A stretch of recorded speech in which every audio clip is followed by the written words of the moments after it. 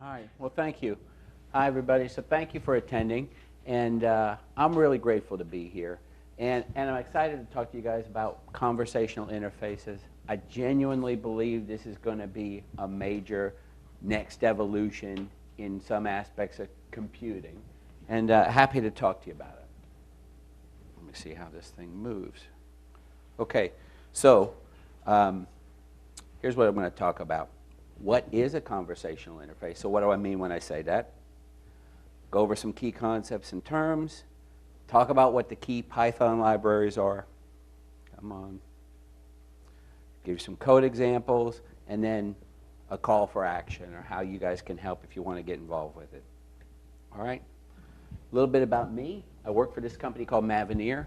We're leading in the telecommunications industry, so Verizon, AT&T, T-Mobile. We provide a lot of the messaging infrastructure that they use. So if you're getting text messages, that's probably our system inside the phone network.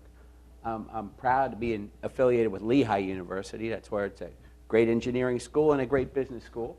And my two Python groups are the Python user group of Princeton and the Philly Python users group.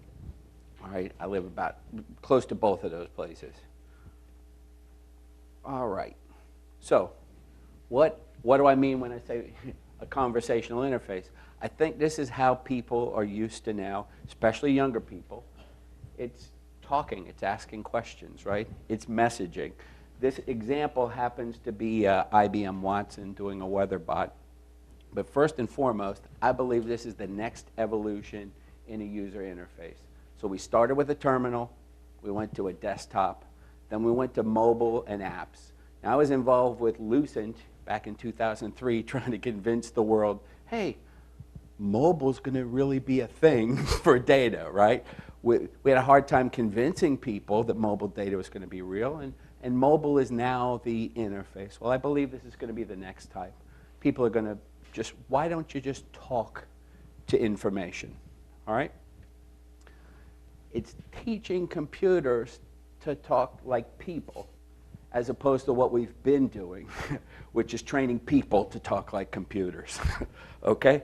That's really, the most simple way I'd put it. In the Python community, we're really blessed because what it's really doing is building on top of machine learning, and particularly what's called natural language understanding. There was a tutorial earlier about that. And some of the best and most widely used libraries for artificial intelligence, for machine learning, for natural language are all built in using Python, right? So some of the top data scientists that have been doing this work in linguistical processing, right? They're all Python libraries. So NumPy, Pandas, TensorFlow, these kinds of libraries, all right? So this is building on top of that. The assumption is the machine part's being done. We've already got word vectors. We know that kind of stuff. How do we now put conversations on top of that? All right? And this is the other thing. I describe this as using messaging, an existing messaging channel, as a way to talk to your information or other systems. All right? Facebook Messenger, Slack, and the one that I'm most excited about is called RCS. That's all of the telecom providers, so T-Mobile, AT&T, Verizon, Sprint. They've all gotten together and said, let's create a standard for the next generation of messaging. So all of these are just things you're already going to have on your phone. You can just talk to information. That's what I think this next user interface is going to be. Why do I want to download a special app? Why don't I just ask a question in Facebook Messenger and get an answer? Right? That's what I mean by a conversational interface. And I will apologize by saying I'm in sales. Some of my engineering friends, that's a problem, but that happens. Here's some data why I'm excited about it. By 2020, 2.5 years from now, 85% of all customer support will be without people. People will just send a message and get information. It'll be automated. And look at the size of that digital virtual assistant market. Almost $16 billion. Now, right now, what gets all the headlines are Amazon, Alexa, Google Home. We've got one in the open source Python community called Mycroft. But to me, those are, we're putting our training data out in a private system Quite often they act like black boxes. And what I'm going to be showing you are some open source Python libraries that allow you to do that, keep your own training data, focus on your own specific domain. But there's going to be a lot of business and a lot of need for this type of expertise in how to make computers speak like people. All right, it's all making a little bit of sense. So I want to kind of step you through what that looks like as a flow. So we got a person, and they want to know, what's the weather like in Cleveland?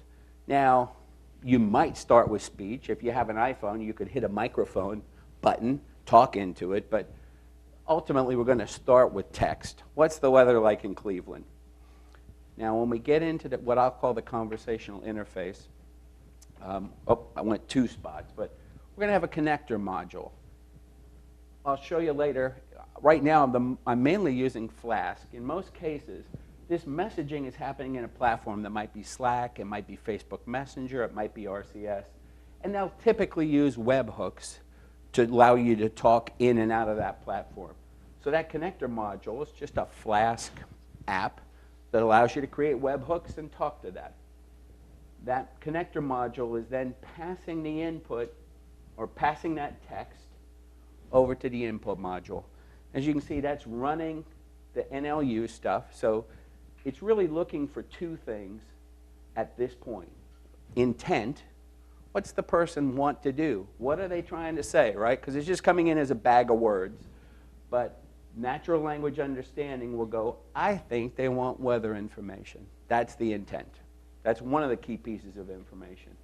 The second one is, they'll call it an entity. And I'm going to kind of drill through this again.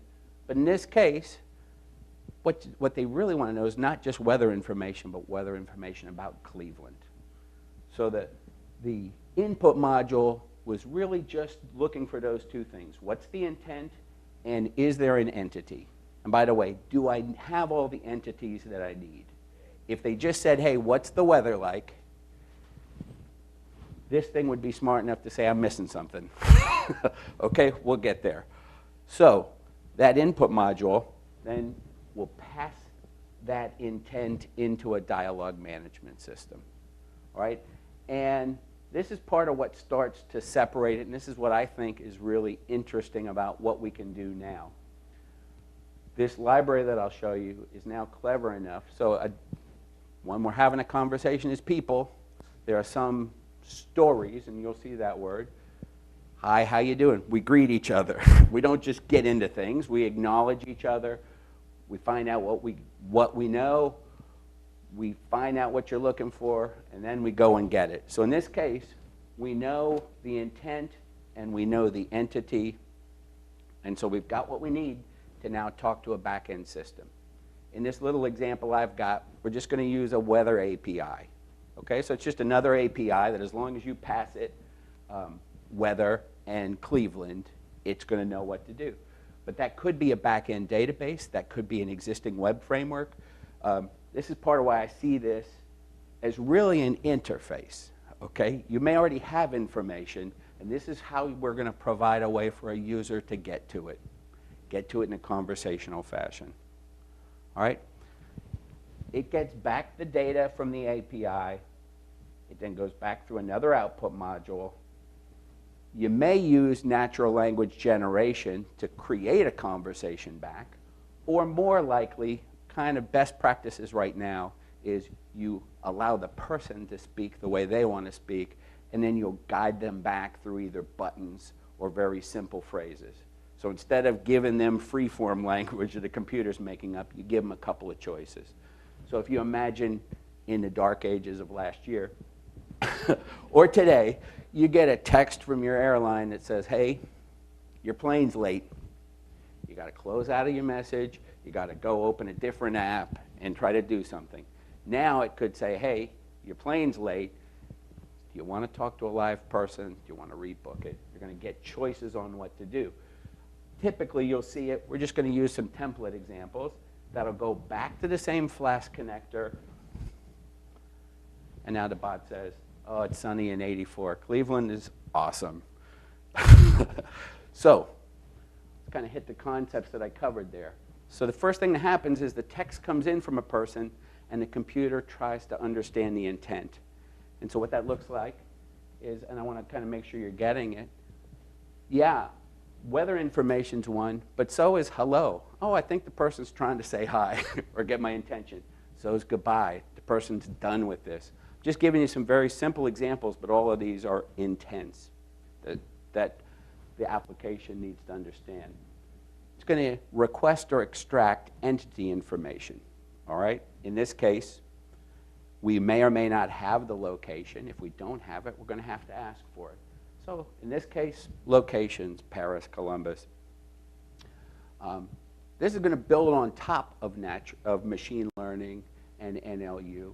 And so we may, depending on what we want to do, specify a pipeline. What libraries do we want to use? That may depend on how much training data we have. It may depend on what we're trying to do. In the case of the libraries, I'm going to show you Spacy, sklearn, TensorFlow. This can do all of that, all right? And it can sit on top of those and use those to train itself. Based on the entity and intent, it can take actions.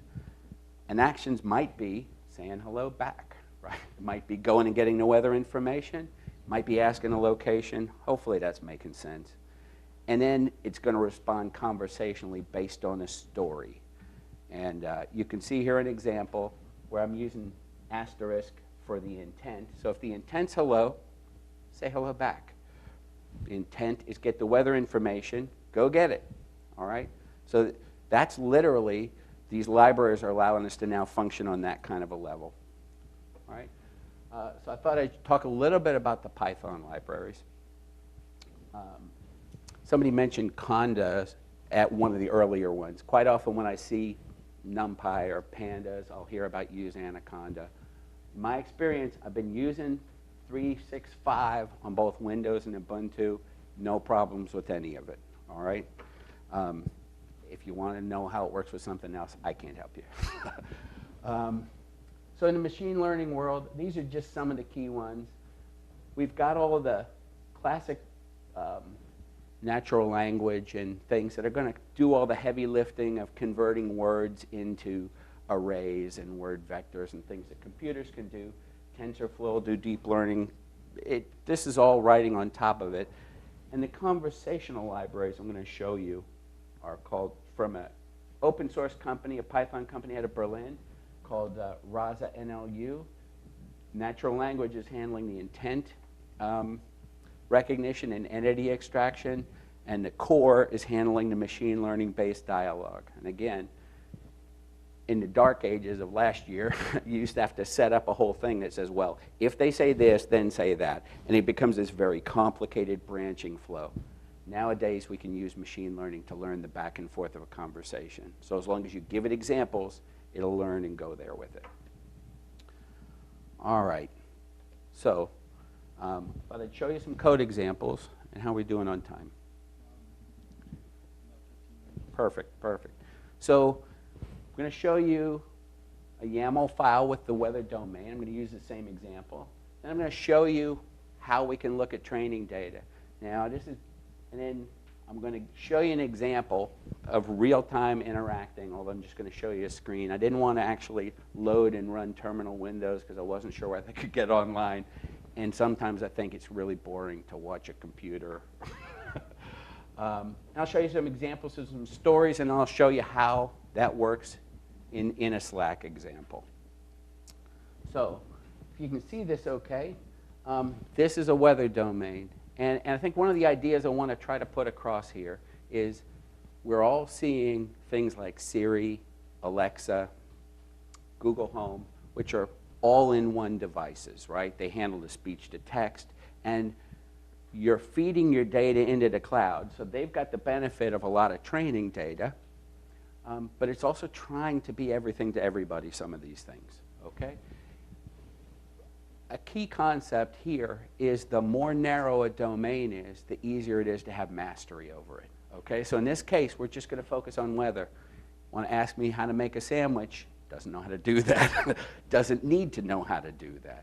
So if you've got a business and your business is, making widgets, you're going to be programming and teaching it about the language and things that it needs to know about your widgets. And that's it. That's all your customers are expecting. So we've got a domain.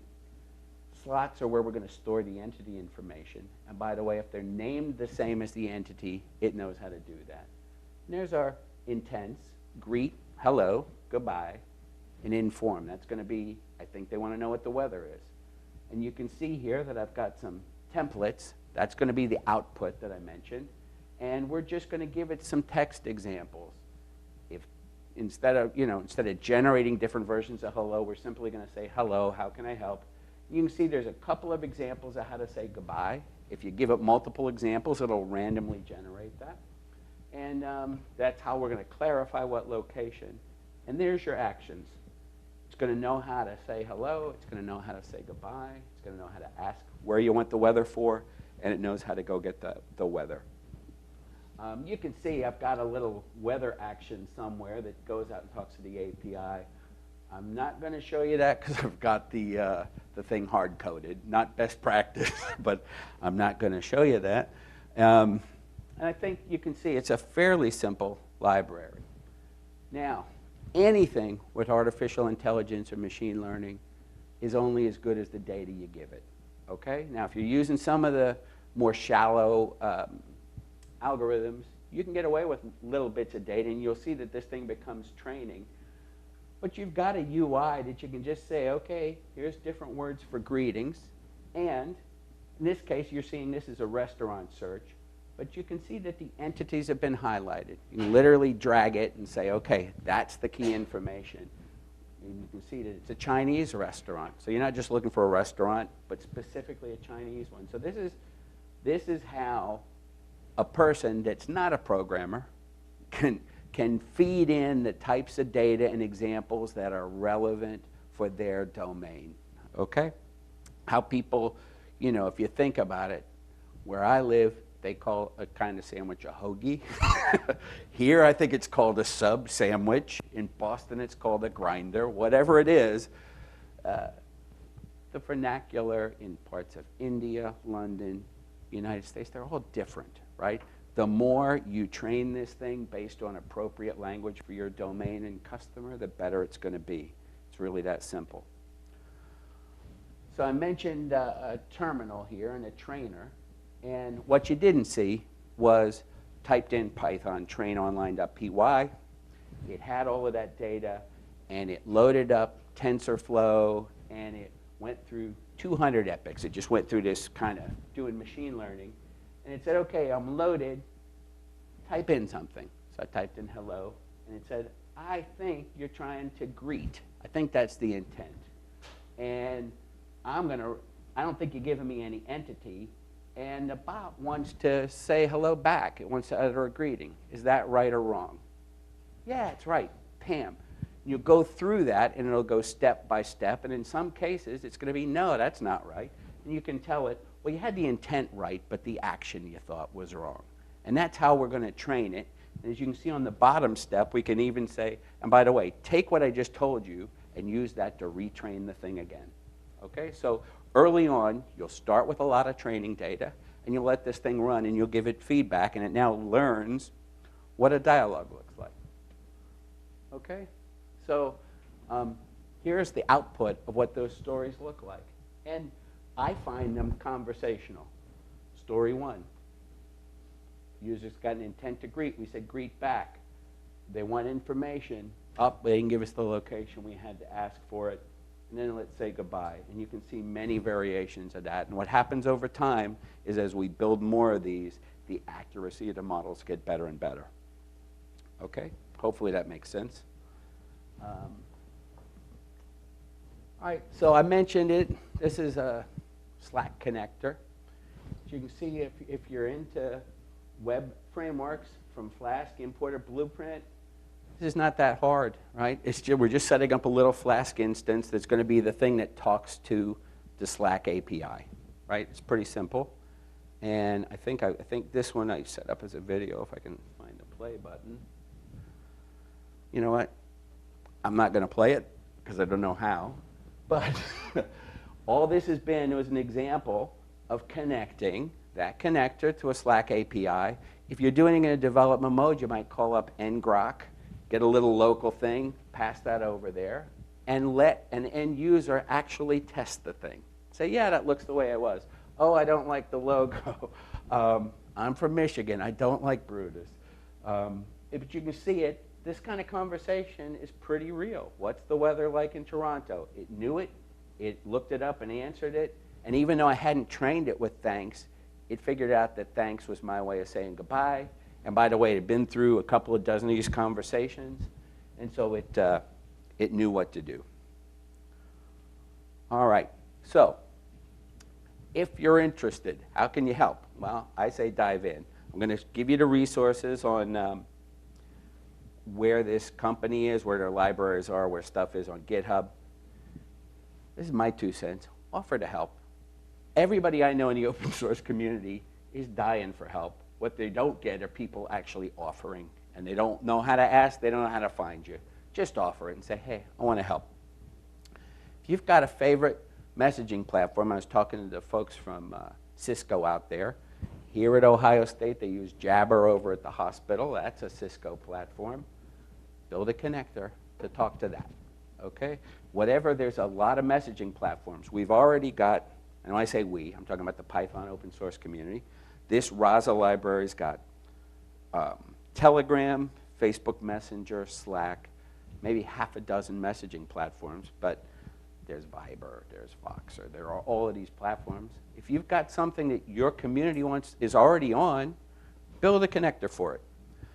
I'm also a big believer in working with worthy causes. I have one of my favorite causes here at Ohio State. They've got a collegiate recovery community for young people that already know they have problems, okay? Went and talked to them, and I said, where are you struggling? Because, I mean, think about it. We've got the ability to help people with taking, if you needed 100 people, maybe you only need 5 now, okay?